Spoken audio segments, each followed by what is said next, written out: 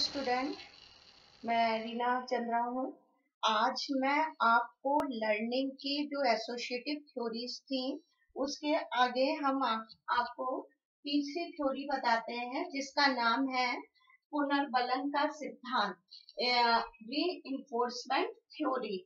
इस थ्योरी के प्रतिपादक थे C.L. हल।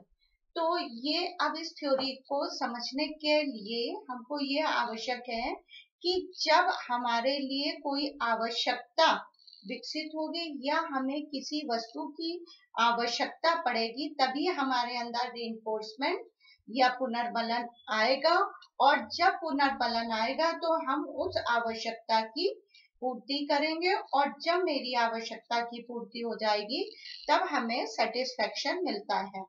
तो इस थ्योरी के अंतर्गत जो है हमको C.L. हल जी ने बताया है कि सीखने का जो आधार होता है, अगर हमको किसी को कुछ सिखाना है तो उसके लिए एक आधार हमको ढूंढना पड़ेगा कि आधार क्या है, हम किसको उसकी आवश्यकता को कैसे उत्पन्न करें जिससे कि किसी शिशु पशु किसी को भी हम सिखा सकते हैं। जब तक मेरे पास आवश्यकता नहीं होगी तो हम उसके लिए समस्या समाधान नहीं सोच सकते हैं।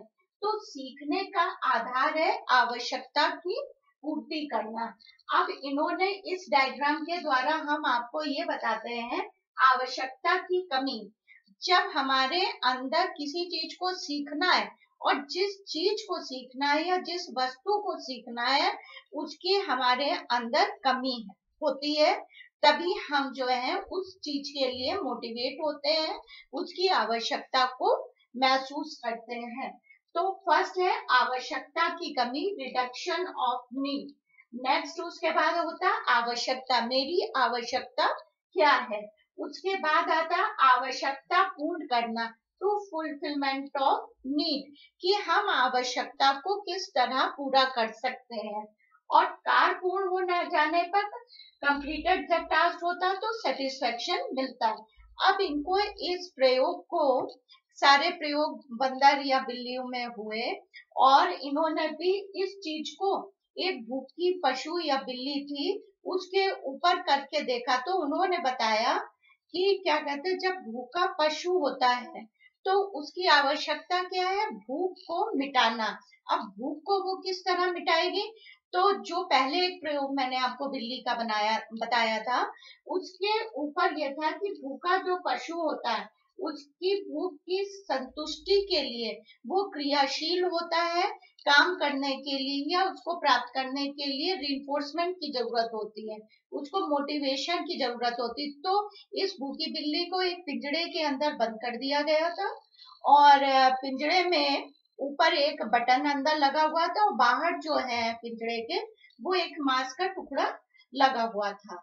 तो बिल्ली को ये देखना था कि वो मांस का टुकड़ा कैसे प्राप्त कर ले, क्योंकि उसे भूख लगी थी, भूख उसकी आवश्यकता थी और मांस का टुकड़ा प्राप्त होना जो है उसकी आवश्यकता की पूर्ति थी।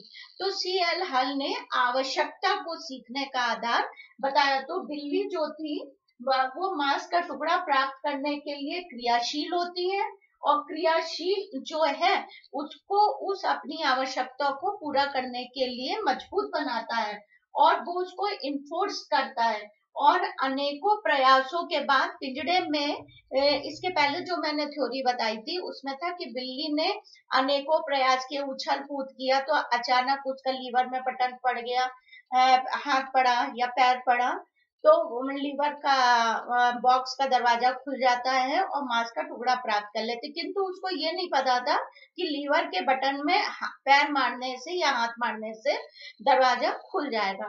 फिर दूसरे राउंड में वो इधर उधर घूमती तो अचानक उसका पड़ जाता है। इस तरह उसने 4 राउंड किए। चौथे राउंड में उसने दरवाजा खोलना सीख लिया। अब यहाँ पे क्या था, C.L. हल क्या देख रहे थे, वहां पे ये सीखना था कि वो दरवाजा किस तरह खोलना सीखती है, और यहाँ था कि वो दरवाजा क्यों खोलना चाह रही, क्योंकि उसे भूख लगी है। दोनों में यही अंतर था। तो अब भूख जो है उसको क्रियाशील बनाती है, रिइंफोर्स करती है, और वो अनेकों प्रयास के बाद भोजन की आवश्यकता, जब दरवाजा खुलता है भोजन प्राप्त कर लेती तो वो आवश्यकता समाप्त हो जाती है और उसको अपनी संतुष्टि मिलती है। इस तरह जो ये पूरा ये डायग्राम है उससे ये पता चलता है कि जो पिंजरा खोलना हमें सिखाना था या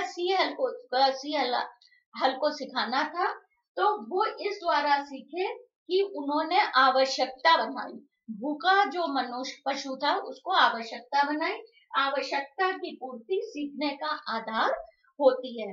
तो ये उनका मेन कॉन्सेप्ट था कि जो आवश्यकता है वो सीखने का आधार होती है। Thank you very much. अब इसके आगे मैं नेक्स्ट थ्योरी आपको बताऊंगी। इस